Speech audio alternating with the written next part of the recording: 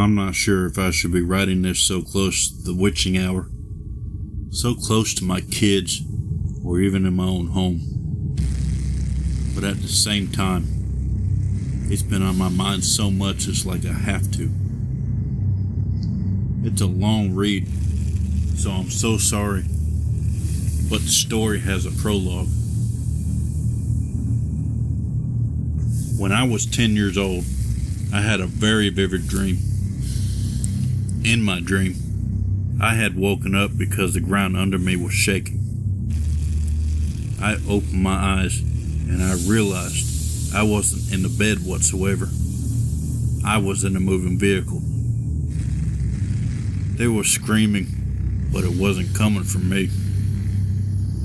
Confused, I looked around, but I couldn't move my head. Something was around my neck. Suddenly, an arm in a blue sleeve reached above my head. A male voice asking me something, but I couldn't understand. Then I heard it. Can you hear me? What's your name?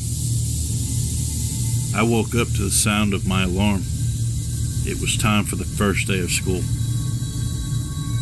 In my excitement, I shrugged off the dream and forgot about it completely by the time I was on the bus. A few weeks later, after my 11th birthday, I had stayed home from school because I was so sick. I had started my very first period, and I was just so woozy. My mom came home from work to find me on the couch watching an episode of Arthur. She said something along the lines of, I have to go into the next town over. Come with me. A weird sinking feeling in my gut told me it wouldn't end well. But then she said, we'll grab McDonald's. So off I went in my jammies to find my shoes. Within the next 15 minutes, we were on our way heading north into town. We saw the cars racing on the other side, weaving in between other cars going south. They were coming towards us. I remember them quite well. One was a yellow Camaro, and the other was a red Mustang GT. Those idiots decided to turn too quickly at the last moment at the intersection when our light was still green. My mom stomped on the brakes, but it was too late. Everything went black. I opened my eyes to feel the earth under me rattling, to hear the screams I had heard only a few weeks ago. I saw the arm in the blue sleeve shoot over my head again. It was reaching for an IV bag. I heard the, hey, can you hear me? What's your name line again? And then it hit me all at once. I was in an ambulance. I spent the next 8 weeks in recovery at the hospital. Since then, I have never been the same. This summer I was going to turn 14. We did our annual trip to Mexico. My brother would stay behind because he had football and marching band practice to attend all summer.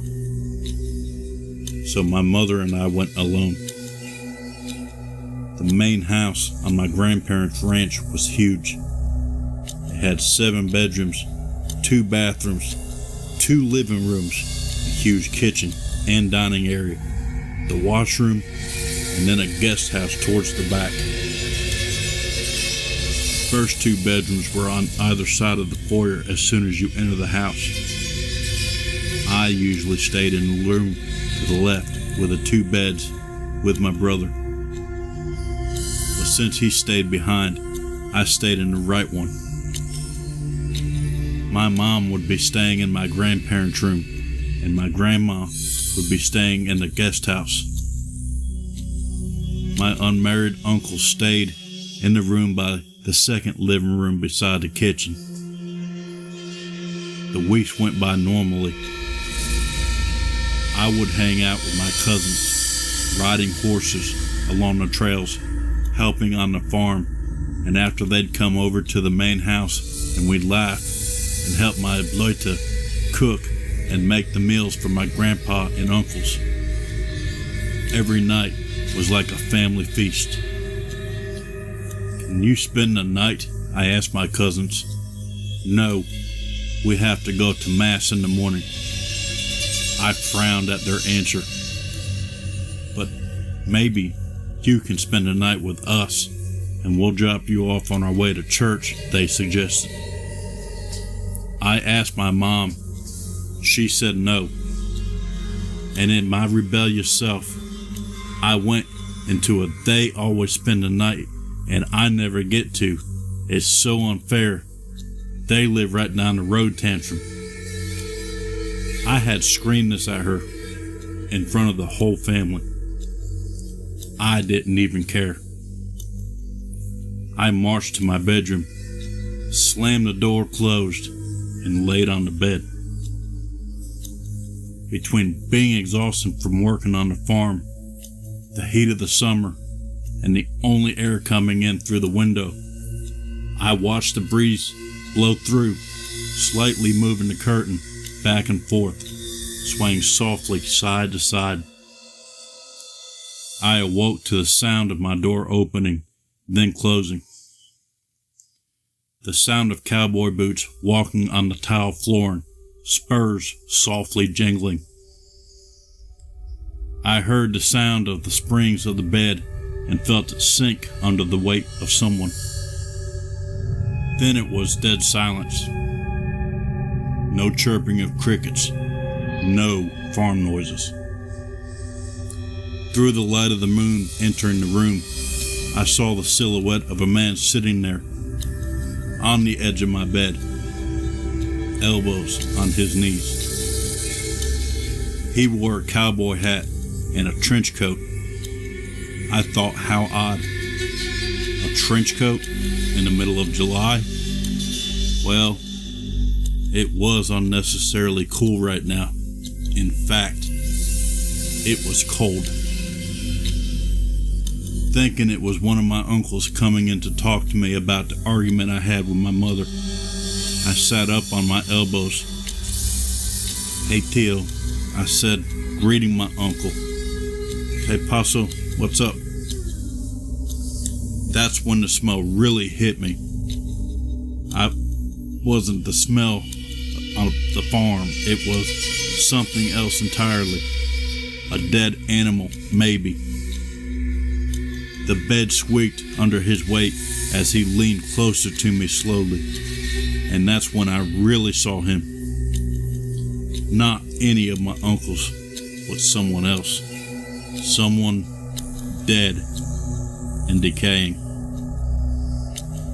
His lips stuck to his rotten teeth. Oh, whoa, he whispered, his hot, putrid breath all over my face. I screamed loud, louder than I have ever screamed in my entire life. I sprang out of bed, turned on the light, and ran as fast as my legs would carry me. I ran to my grandpa's room, my mom in there with her. What's wrong? They asked as I jumped in bed between them, grabbing the blankets, begging them to hold me. Just hold me. They did. It was just a bad dream, I sobbed. About 11 years later, at my cousin's bonfire, my cousins and I were sitting around telling ghost stories. I told them this one. My cousin Ray stared at me the entire time, eyes wide open. While we were putting everything up, he came up to me. Do you remember when I disappeared? He asked me. Yeah, you ended up at the ranch, I replied. Yeah, I went to detox, he explained. Proud of him quitting drugs and going to find solace at the only place he knew where he had come back, rehabilitated. Well, I saw him in that same room, but I thought I had been withdrawing. You know, you hallucinate sometimes, but this hallucination was not like the rest, because I smelled him too. He said with a look on his face that told me I hadn't been dreaming any of it.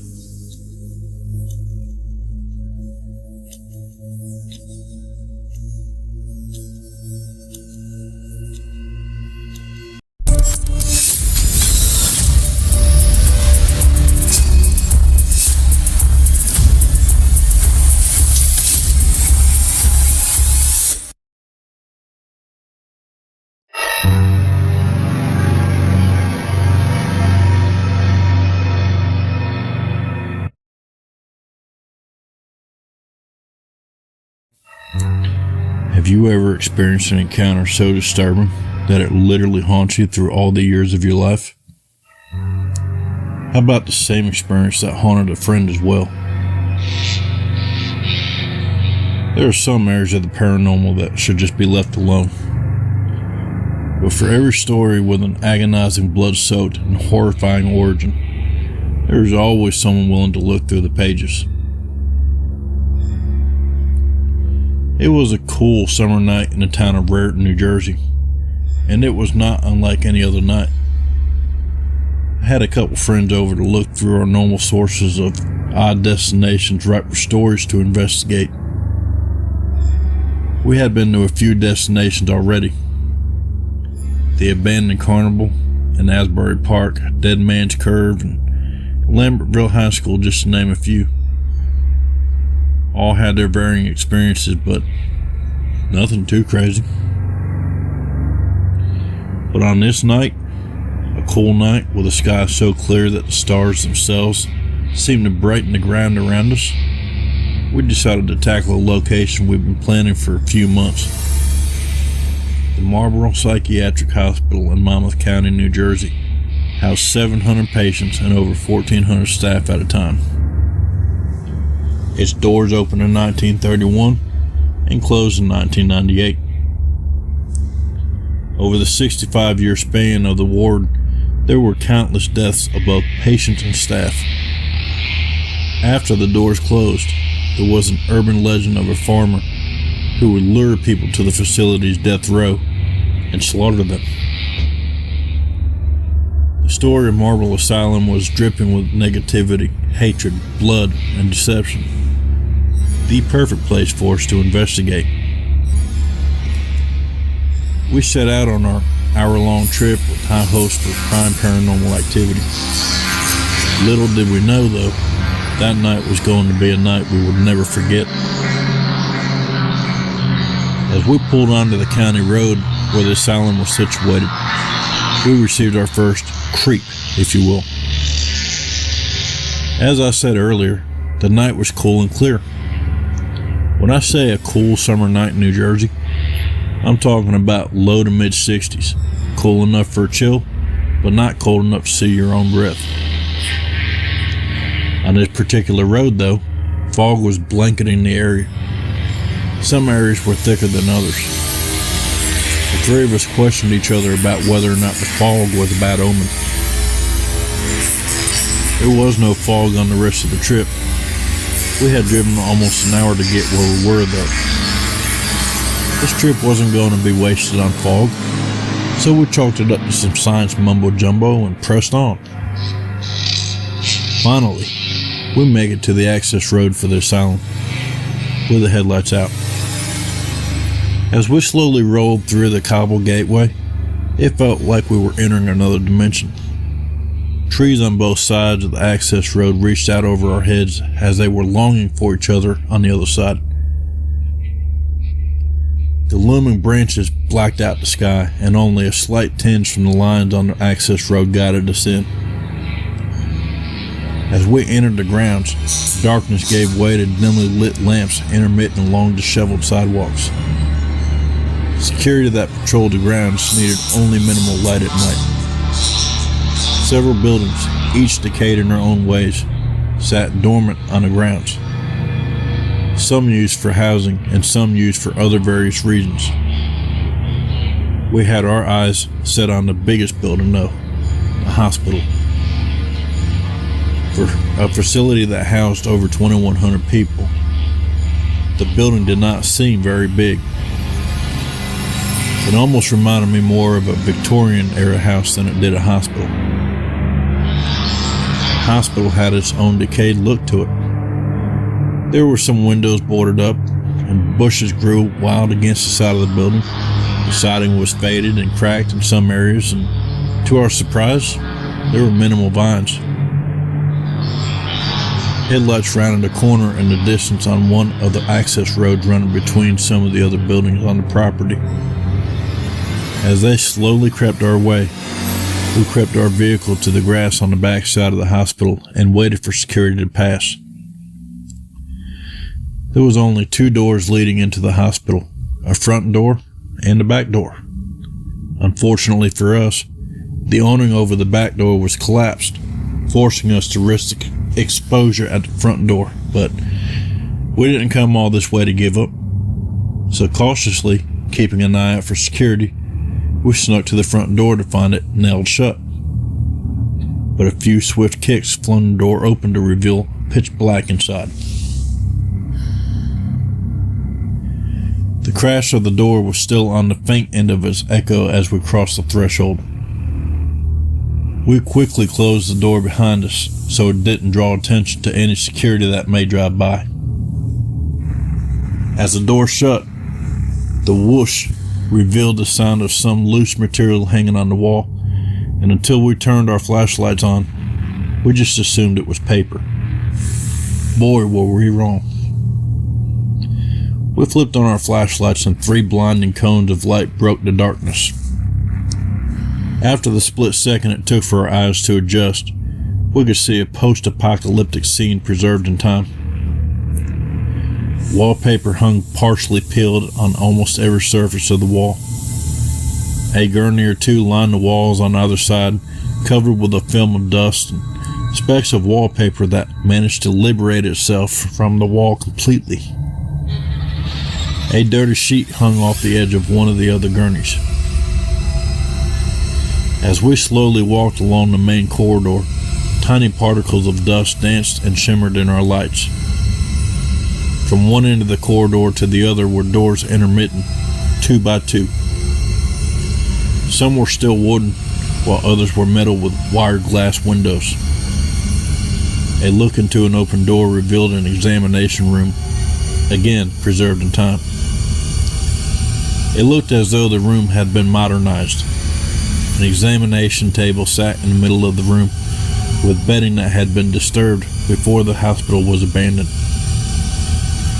An examination light hung from its adjustable arm over the top of the table, and a few cabinets and drawers were open with a few papers lying on the floor. Across the hall was one of the metal doors. A flash of light through the window revealed stairs heading down. The door cracked and dragged debris along the floor as we opened it. We crossed through the doorway and let the door close behind us as we descended into even more darkness. The first floor down was just another corridor with a bathroom and a few more rooms, but the bottom floor is what we came for. Even before crossing through the metal door, we could tell that the bottom floor had seen more recent activity. This was one of the areas our sources told us about the asylum. Our lights revealed spray paint on the wall, though we couldn't make it out what it said until we got through the door. Once we got into the bottom floor, we saw the spray paint was words, a warning. They read, "Turn back now, or may God have mercy on your soul." The words were faded. They had been there a while, but the wallpaper was torn away to make a space for the writing. I don't know if it was the contrast of the colors from the wall to the paint, the horrible handwriting, or the dried running lines hanging on to each other, but Whatever was already flustering inside my stomach grabbed a hold of my spine and ran straight up before bouncing around the inside of my head until it settled again. We were looking for a specific area. It was deemed the murder room. It was a room in which an unstable inmate viciously slaughtered a staff member. The flooring was different down there.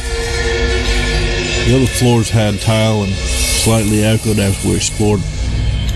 This floor seemed to be concrete, and the silence was unnerving. We could hear our breathing and the words we would whisper back and forth from time to time. Ever so often, one of us might have dragged a heel. Other than that, the silence was so thick, it almost felt like we would get stuck in it if we were to stop moving. We headed for a set of double doors at the end of the corridor. Upon glancing through the windows, we could see it was a large empty room with a concrete floor. Upon entry, we found several tables folded up and pushed to the side, all covered with a film of dust. But what we found next made the warning at the bottom of the stairwell seem like a child's activity book. There were various works of spray paint art on the walls. A few tags. Some people painted happy faces, but in one corner of the room, and specifically in one corner, was a giant pentagram painted on the floor. Swastikas and racial slurs lined the walls, that corner filled with pure hatred. Also in the corner was a closed door with another pentagram spray painted on it. Whatever ran up my spine earlier was now pacing up and down. That was the doorway to what we could only assume is the murder room. The door hesitated a little when we tried to open it, but we got in. The room was musty and was the only room we found to have any kind of ventilation.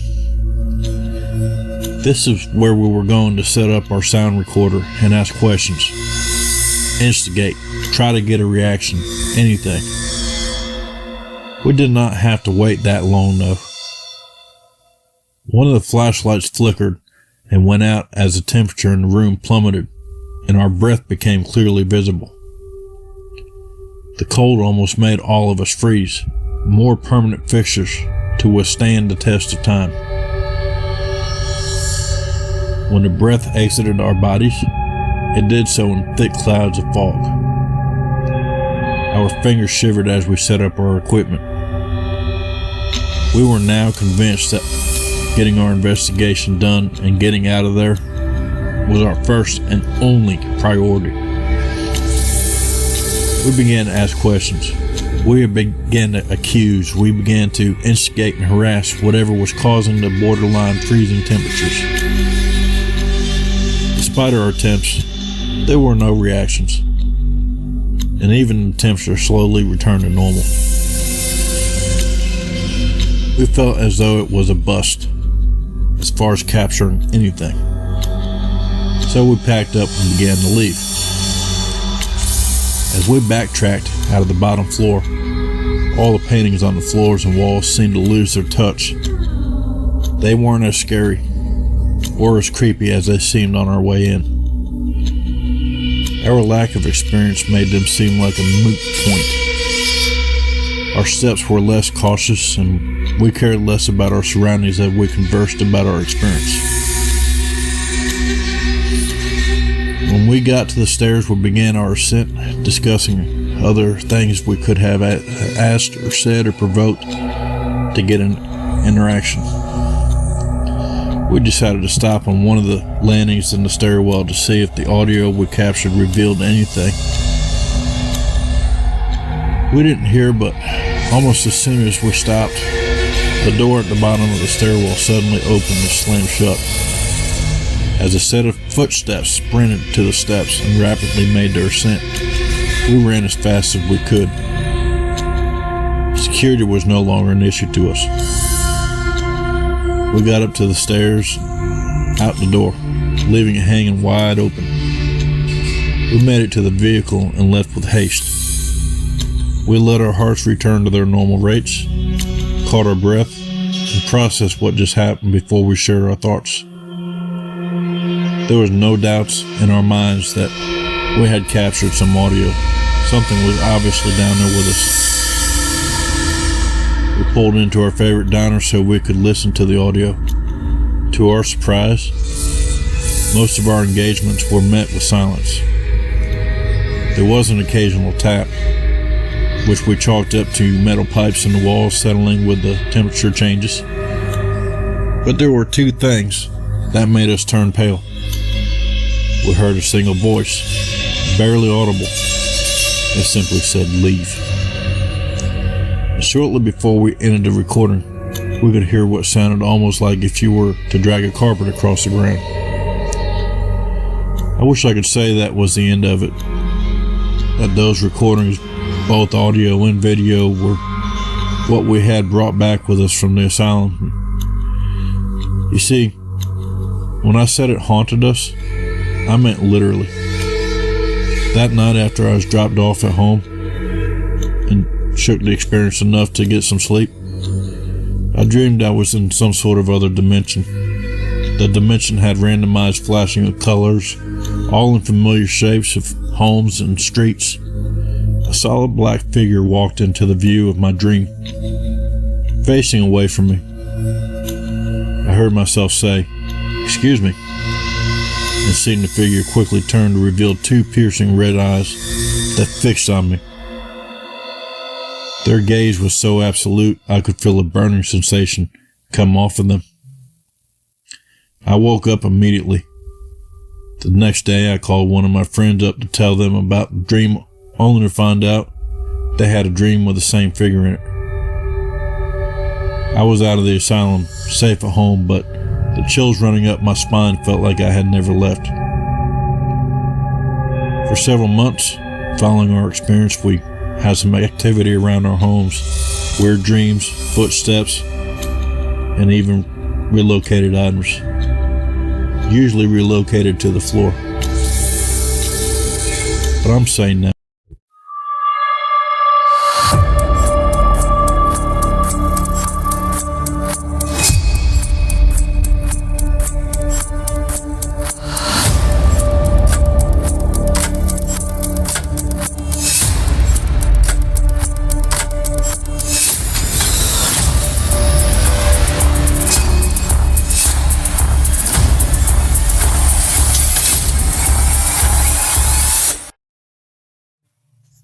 hey there, creeps. Welcome to the show. If you're looking for some spine-chilling stories to help keep you up at night, you're in the right place. Before we begin today's episode, I just want to take a moment to remind you that we're on Facebook. So please mosey on over there after the video and give us a like. Just search Creep Father Productions and boom, there we'll be. Also, please take a moment to comment on this video and all of our other videos. It would mean a lot to us. Finally, subscribe. Your subscription would mean the world to us. It will help keep us in good terms with YouTube's algorithm by keeping us in the spotlight. It will help make it easier for more creeps to find us. More creeps, more creepy stories. By the way, if you would like to submit your scary story to us to narrate on the show, feel free to send it to submit.creepfatherproductions@gmail.com. We'll be rolling out new merchandise for purchase once we reach 1,000 subscribers. Thanks for all your support. Let's get started.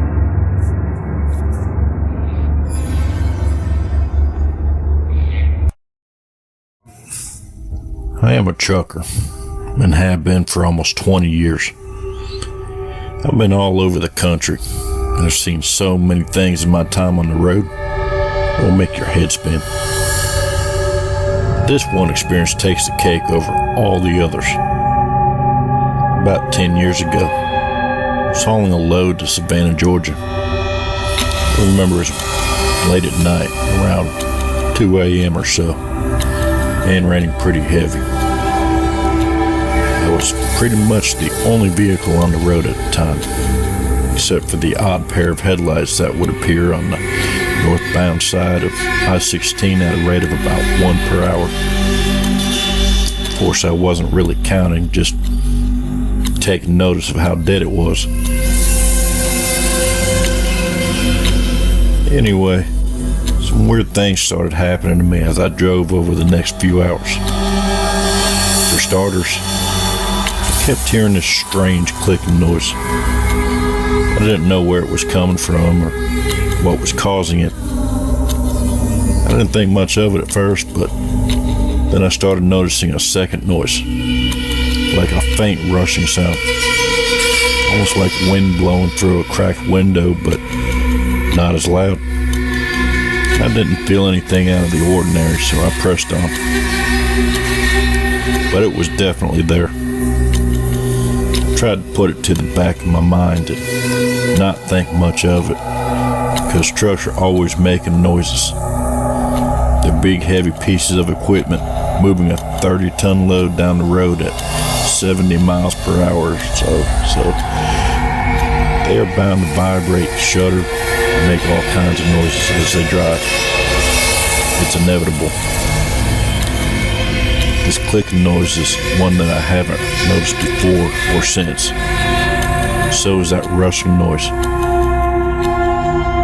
Kept driving though, telling myself that if it gets louder or I start to feel air in the cab where there shouldn't be because all the windows were closed, I will pull over to investigate the noises, even though I really didn't want to because of the rain.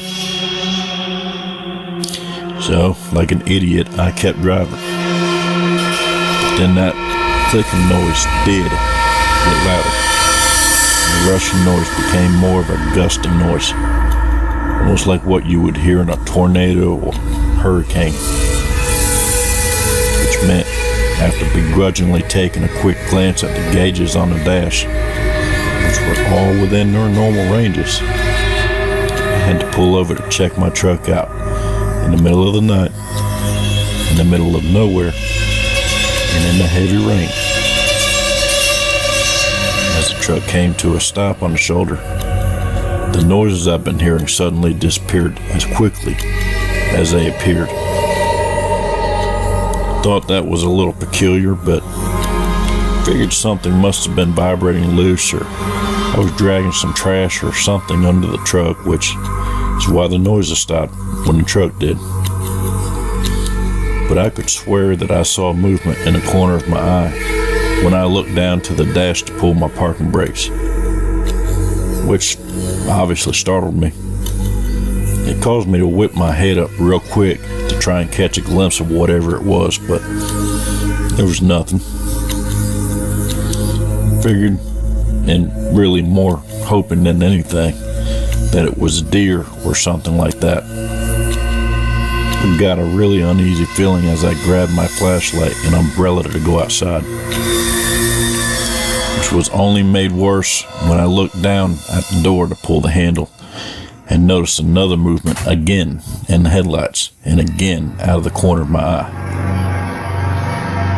I didn't know what was going on, but was definitely seeing something moving around my truck. I couldn't tell what it was. I just knew that there was something out there.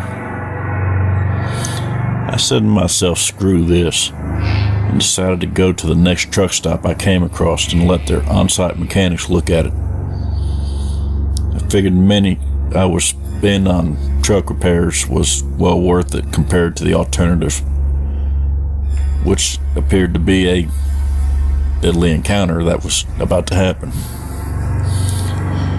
So I reached down to disengage my parking brakes and put the truck in gear so I can take off. But when I did, the truck went completely dead. The engine cut off, the lights went out, and everything else that could possibly go dead went dead. Then that strange clicking noise started again, and this time I could tell exactly where it was coming from, which was directly behind the sleeper cab. On the frame rail catwalk, for all you non-truckers out there, a catwalk is basically a metal sheet that people can stand on, and it's bolted to the frame rails, making it a sturdy and solid surface. Anyway, that's where the clicking noise was coming from. Then, like something out of a horror movie, the rushing noise came back too. It was coming from the same place as the clicking noise. This went on for a few more minutes until I stopped, and the truck came roaring back to life all at once. I honestly didn't know what to make of that experience, but even as frightening as it was, I just figured it had to be some kind of bizarre malfunction. I still couldn't explain the strange movement I noticed out of the corner of my eye, but even that stopped. So I started driving out of the area as quick as the truck would let me go. I didn't question it or look in my mirrors as I drove away, because I didn't want to see what was back there. When I finally made it to a truck stop, I had the mechanic look at the truck. He couldn't find anything wrong. Obviously, that had me scratching my head, but what was even more baffling than that was the fact that when I looked at the inspection invoice that the mechanic handed me to pay, the date on it was May 3rd, 2012. But before I started hearing those strange noises, it was April 22nd, 2012. When I looked down at my phone, it was the same date as the date on the invoice. And I had over 150 missed calls from my dispatcher, my girlfriend, and the customer. I just remember thinking to myself that there's no way this could be happening. But it was. Just then my phone rang again, and it was my dispatcher. So I quickly answered. Before I could even finish saying hello, my dispatcher cut me off, asking me if I was okay, and where have I been for the past 11 days. I couldn't believe what I was hearing. I was gone for 11 days. I asked him. He said yes. We had everybody out looking for you, but nobody could ever find you. And your truck completely disappeared off of our GPS tracking map until now. He asked what the heck happened to you, but I didn't have an answer for him. All I could say was, 11 days? That's impossible. I thought to myself I was only broken down just a few minutes ago, and I was aware of everything that was going on. I just didn't know what was going on with my truck. Soon after I hung up with my dispatcher, a brigade of cops and ambulances rolled directly up to my truck. The cops hollered at me to get out with my hands up, while the paramedics hesitantly closed in on me with a stretcher in tow. This was all way too much for me to process in my mind. And I couldn't handle the stress of the situation, so I fainted. When I came to, I was in a hospital room surrounded by friends and family. There were a couple of detectives in the room too, but they never asked me any questions, which I thought was really odd. But they ended up leaving without a word. And it's almost like nobody in the room even noticed them to begin with. I wasn't sure what I was doing in the hospital in the first place, because other than being really confused about what was happening to me, I felt generally fine. Aside from a little bit of weakness, and I was so hungry I felt like if someone was kind enough to walk a horse in my room and make it sit down on a plate, I probably could have eaten it whole in one bite. That's pretty much where my experience ended in that case, leaving me with more questions than answers. And to this day, I still don't have a clue what happened to me during those 11 days, but I definitely have my suspicions. As crazy as it sounds, I think I may have been abducted by aliens.